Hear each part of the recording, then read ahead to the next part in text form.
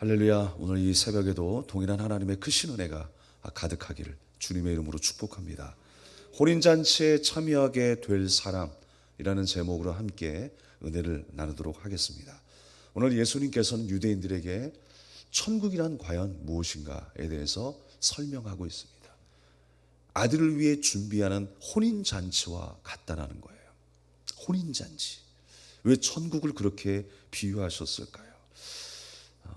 이 아버지가 아들을 위해서 혼인잔치를 성대하게 준비합니다. 소와 짐승을 잡고요. 모든 것을 완벽하게 구비했다 그랬어요. 그런데 청한 사람들이 다 거절을 합니다. 나는 밭에 가서 일을 해야 되고 사업장에 가서 내 할 일을 해야 한다. 그리고 심지어 어떤 사람까지 나타났어요. 그 종들을 잡아 죽이기까지 합니다.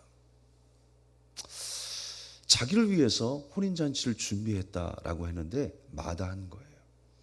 우리는 이 사실을 통해서 깨닫는 것은 무엇입니까? 우리는 예수님이 간절히 필요한 사람들입니다. 우리가 구원받는 데 있어서 예수님 없이는 가능한 것이 단 1도 없어요. 그런데 난 예수님 없이도 잘 살 수 있다는 거예요. 나는 천국의 혼인잔치보다 이 땅의 소망을 두고 살아가는 인생이다. 이 땅의 즐거움과 나의 만족과 내가 이루어 놓은 모든 것에 기뻐하며 감사하는 사람이라는 거예요. 그러나 우리는요, 주님의 은혜를 받은 자로서 하늘을 소망하며 살아가는 인생이 되어야 하는 것입니다. 그런데 많은 사람들이 그 잔치에 오기를 싫어했어요. 임금은 노에서 군대를 보내서 그들을 진멸했다라고 했어요. 동네를 불살랐다라고 했습니다. 그러면서 뭐라고 말하는 거예요? 청한 사람들은 합당하지 않았다. 그래서 이 임금이 한 일이 무엇입니까? 다시 종들을 시킵니다. 그리고 이제는 저 내거리로 나가서 악한 자나 선한 자나 다 불러 모으라는 거예요. 그래서 그 혼인잔치에 여러 사람들이 다 오게 되었습니다. 그런데 그 임금의 눈에 띈 한 사람이 있었어요. 어떤 사람이었습니까? 예복을 입지 않은 사람이라고 그랬어요. 그 예복을 입지 않은 사람을 끌어내라라고 합니다. 그리고 성 밖으로 내던지라라고 말씀하세요. 오늘 뭐라고 말씀하십니까? 임금이 사람들에게 말하되 그 손발을 묶고 바깥 어두운 데에 내던지라. 거기서 슬피 울며 이를 갈게 되리라 라고 했어요. 그러면서 예수님은 뭐라고 말씀하십니까? 청한 받은 자는 많되 택함을 입은 자는 적다라고 말씀하고 있습니다. 여기서 초청을 했는데 거절했던 사람들은 그 유대인들을 의미하고 있습니다. 그 유대인들을 상징적으로 예수님께서 말씀하시는 거예요. 혼인잔치에 초청했는데 그 초청을 거부했어요. 그랬을 때 임금이 한 일이 뭐라고요? 내거리로 가서 여러 사람들을 다 불러 모으라고 그랬습니다. 여기서 내거리라고 하는 곳은 어떤 곳이냐면 도시에 그 마을이 있습니다. 그 마을을 지나서 이제 마지막 그곳, 거기가 내거리예요. 이제 막 변두리로 향하는 그 길이 있죠. 시골로 향하는 그 길이 있죠. 그 길에 들어서서 이제 여러 사람들을 만나고 있는 거예요. 이방인도 만나고 죄인들도 만나고 부족한 사람들을 만나는 거예요. 그 전에 초청했던 사람은 어떤 사람들이었습니까? 나는 예수님이 필요 없는 사람이에요.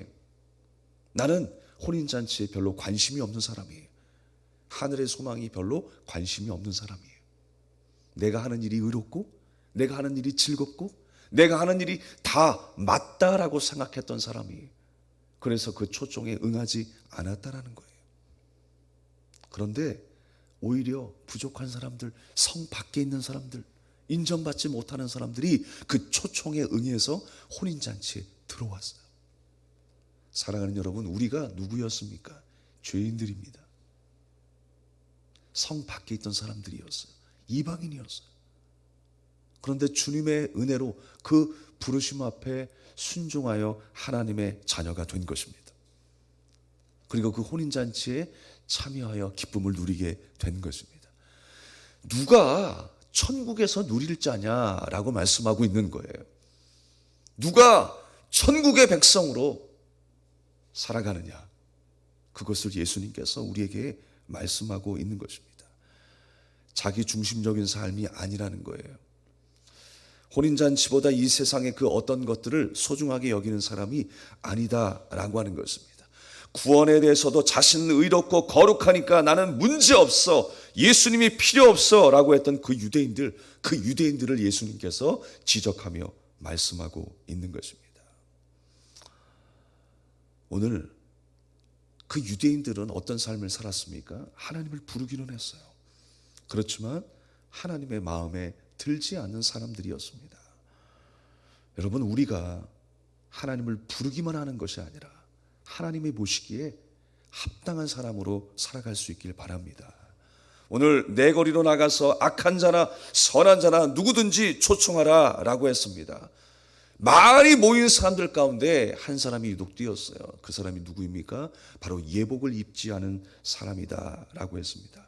사실 그 당시에 그 전통은 뭐였냐면, 잔치를 벌여놓고 주인이 예복을 미리 준비했다고 그래요.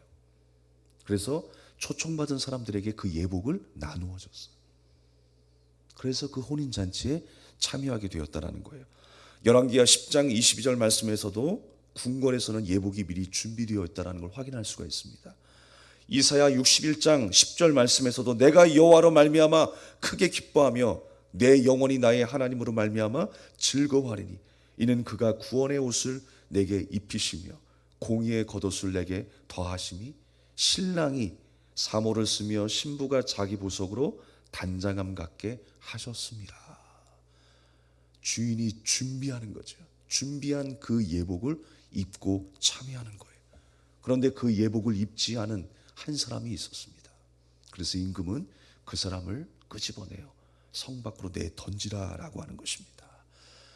유대인들은 각자가 행한 의의 분량만큼 구원과 상급을 얻고, 또 이방 사람들과 죄인들은 결코 구원에 그 혼인잔치에 참여할 수 없음에도 불구하고, 자기가 자격 없음에도 불구하고 바로 그 임금의 초청을 받아서 그 잔치에 참여하게 되었다라고 하는 것입니다. 오늘 하나님 앞에서의 그 회개와 믿음이 중요하다는 것을 말씀하고 있어요. 우리가 회개하지 아니하면, 예수 그리스도의 십자가의 보혈의 그 은혜가 아니면 우리는 그 혼인잔치에 초청받을 수 없다라는 것을 성경은 말씀하고 있는 것입니다. 내가 자격이 없을지라도 하나님의 사랑을 받아들이고 회개함으로 말미암아 그 은혜의 예복을 입고 누리는 것이 바로 하나님의 구원의 역사라는 거예요. 우리는 그 옷을 입을 자격이 없었습니다. 혼인잔치에 참여할 수가 없었어요. 우리가 혼인잔치 하니까 그냥 구원받은 것 외에 또 하나의 어떤 혜택, 더 상급, 그것이 아니라 구원 그 자체를 말씀하는 거예요. 내가 사느냐 죽느냐의 문제입니다. 그런데 어떤 사람이 그 혼인잔치에 초청을 받아서 누렸다고요? 택함을 받았다고요? 바로 죄인들이라고 그랬어요. 그냥 막무가내 죄인이 아니에요. 은혜를 아는 죄인. 나는 자격이 없음에도 불구하고 이 자리에 함께 하고 있다라고 하는 그 은혜를 아는 죄인.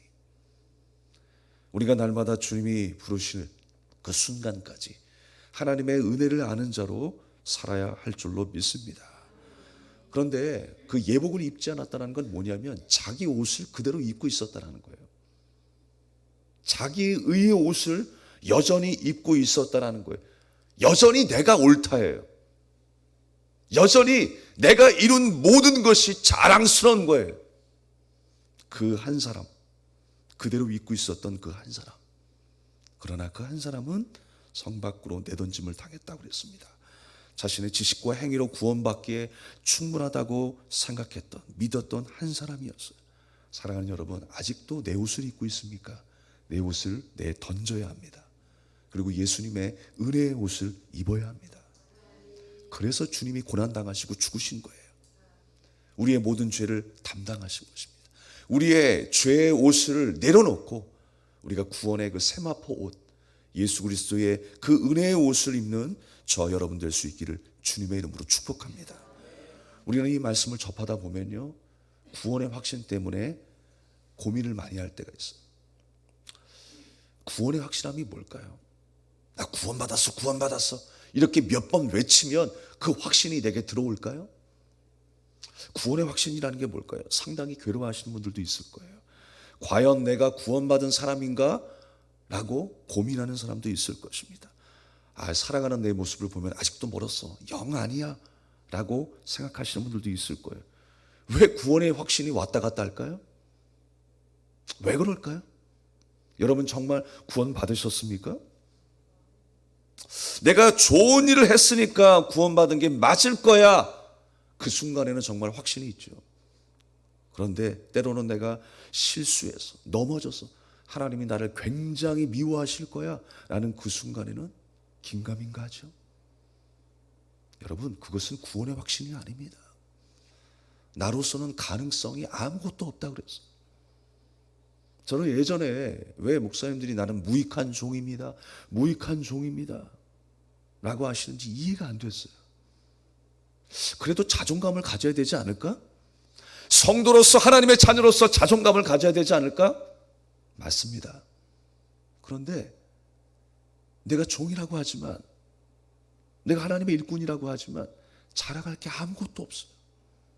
가만히 내 속을 들여다보면 선한 것이 아무것도 없어요. 여전히 부족하고 나약한 나의 모습이라는 걸 깨닫습니다.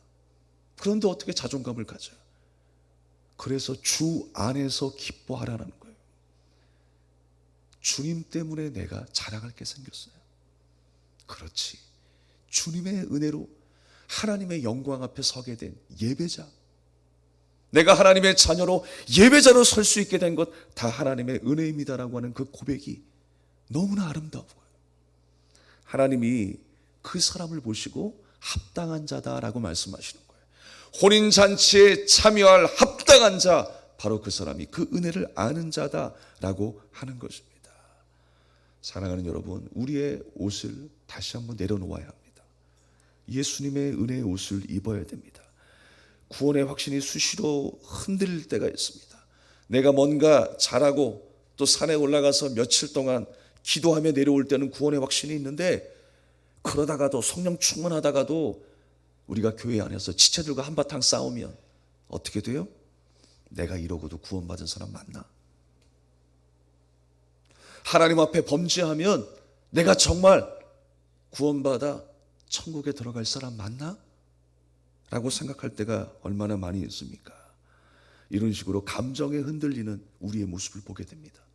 그거는 여전히 자기 옷을 입고 있는 거예요. 우리가 누구의 옷을 입었다고요? 예수님의 은혜의 옷을 입었어요. 내 옷을 입으면 내가 하는 일에 좌지우지하는 거예요. 내가 이루고 내가 헌신하고 내가 봉사하는 일에 좌지우지하는 거예요.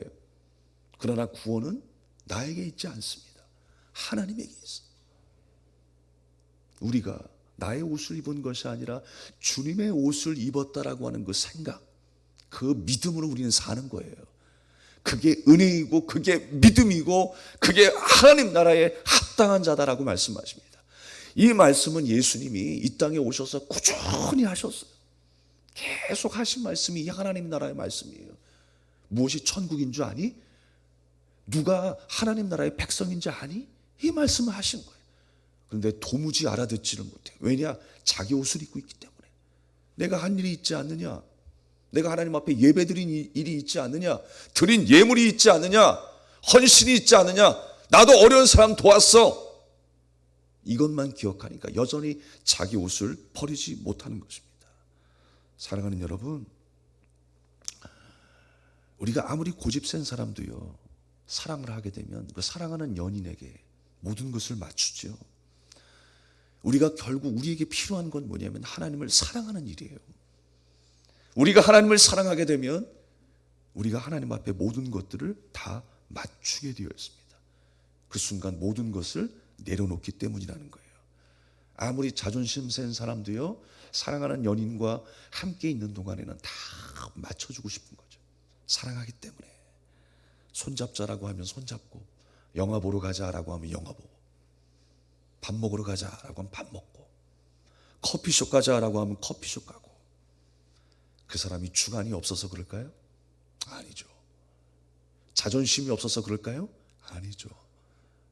생각이 없을까요? 아니에요. 사랑하는 여러분, 사랑하는 이 앞에서 모든 것을 내려놓았기 때문입니다. 하나님을 더 사랑하십시오.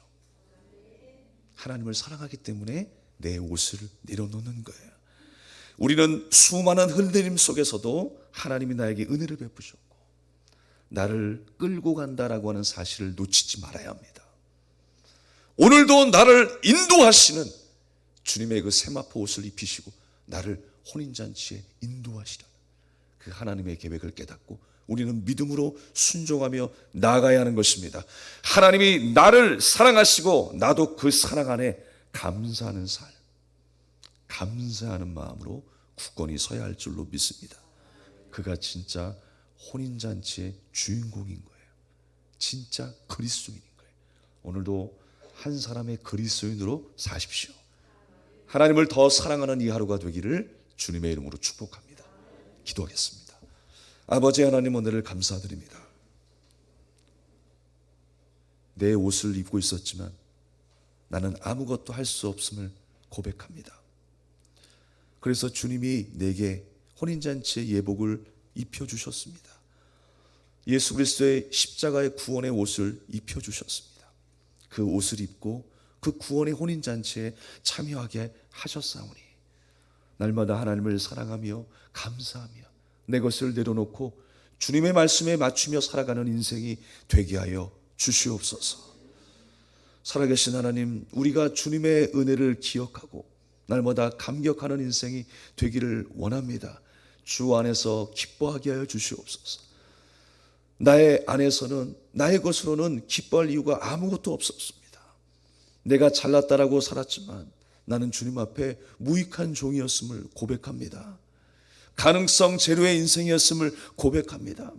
오늘도 내 것을 내려놓고 주님의 옷을 입고 그 은혜를 사모하며 살아가는 승리의 삶, 하나님 나라의 백성이 되게 하여 주시옵소서.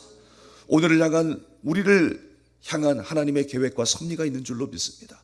오늘 이 아침에도 동일하게 크신 은혜를 베풀어 주시고 회개의 역사가 나타나게 해주시고 주님의 은혜를 사모하며 전진하는 승리의 하루가 되게 하여 주시옵소서. 오늘 우리를 위하여 십자가상에 못 박히신 예수 그리스도 그 보혈의 은혜가 나를 살리셨음을 오늘도 고백하며 찬양하는 시간이 되게 하여 주시옵소서. 예수님의 이름으로 간절히 기도합니다. 아멘. 하늘에 계신 우리 아버지요, 이름이 거룩히 여김을 받으시오며 나라의 마옵시며 뜻이 하늘에서 이룬 것 같이 땅에서도 이루어지이다. 오늘날 우리에게 일용할 양식을 주옵시고 우리가 우리에게 죄 지은 자를 사하여 준 것 같이 우리의 죄를 사하여 주옵시고 우리를 시험에 들지 말게 하옵시고 다만 악에서 구하옵소서. 대개 나라와 권세와 영광이 아버지께 영원히 있사옵나이다. 아멘.